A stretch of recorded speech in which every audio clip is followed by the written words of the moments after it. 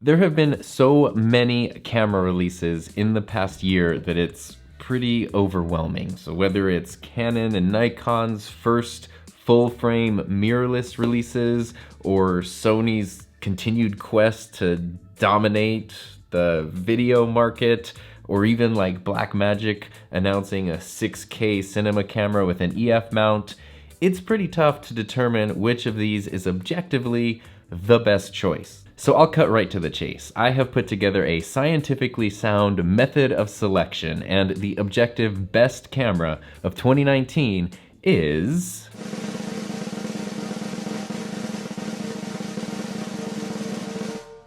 pretty much any camera released in the past 2 years or so. So I know that that's a little clickbaity, but hear me out because I'm serious about this. I absolutely love cameras and camera gear, and I've been obsessed with cameras for pretty much my entire life. As much as I love talking about gear and as much as we can debate the finer points of specific cameras all day long, sometimes I think we need to step back and get a little perspective. It seems like every camera release is met with pretty mixed reviews. Some people think that it's the best thing that the world has ever seen and it's going to put all other companies out of business, while others will look at that same camera and think that the company committed like a crime against humanity because they left out a certain frame rate or a specific feature. But take a look at this. This is the first camera I ever used. It's an 8mm Sony Handycam from 1989, and this thing is basically magic. The picture quality is terrible, the audio is borderline unpleasant to listen to, and the battery life is so bad that you pretty much always just need to be near an outlet with the power adapter. But this camera is what hooked me. You could record something and then relive it that very same day. And then adding on top of that, the fact that you could do tricks depending on when you started and stopped recording. You could do like magical cuts or even make stop motion animations one frame at a time.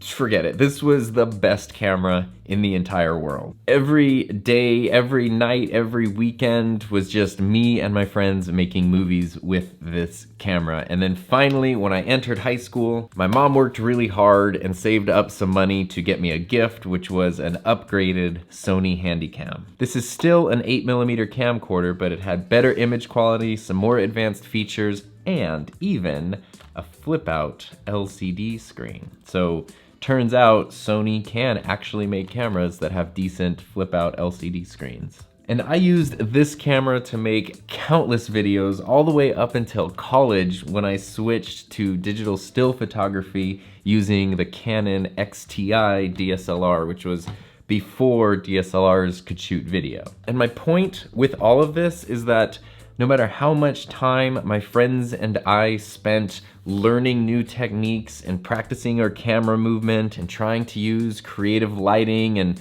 sound design and even match up editing, which don't even get me started on editing because this was before we could use computers, so we had to edit from camera to tape on a VCR, and then by the end of the process, no matter what, your footage was so mushy and grainy, it was like almost impossible to see what was even happening on screen. So no matter what we did, the gap between what we were making and what we were seeing in theaters could not have been wider. So now jump ahead to the last decade when video features started showing up in DSLR cameras with giant image sensors and interchangeable lenses and computers that could read and edit footage, sometimes even using free software, and everything totally changed. That barrier that had existed was totally gone. Now, with a little time and technique, pretty much anyone could create something that looked like it was straight out of Hollywood. So when I say that the best camera of 2019 is pretty much any camera made in the last few years,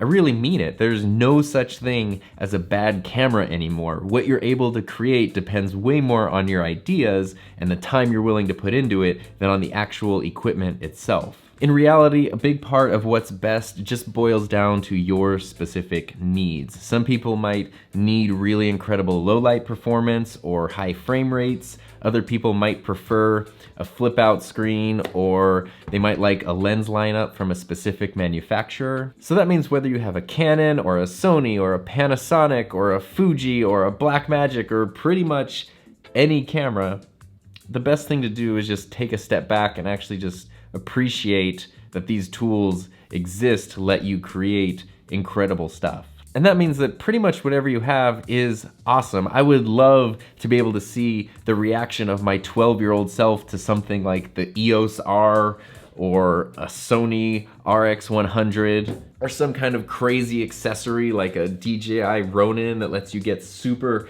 smooth footage for way less than this camera cost when it was brand new. And none of this even begins to touch on the fact that most of us are walking around every day with cameras in our pockets that can totally blow away and outperform anything that these cameras could produce. And as fun as it is to talk about gear, I think it's more important to focus on the fact that we're all united by something that we're passionate about, and that goes way beyond a corporate logo or a list of technical specifications.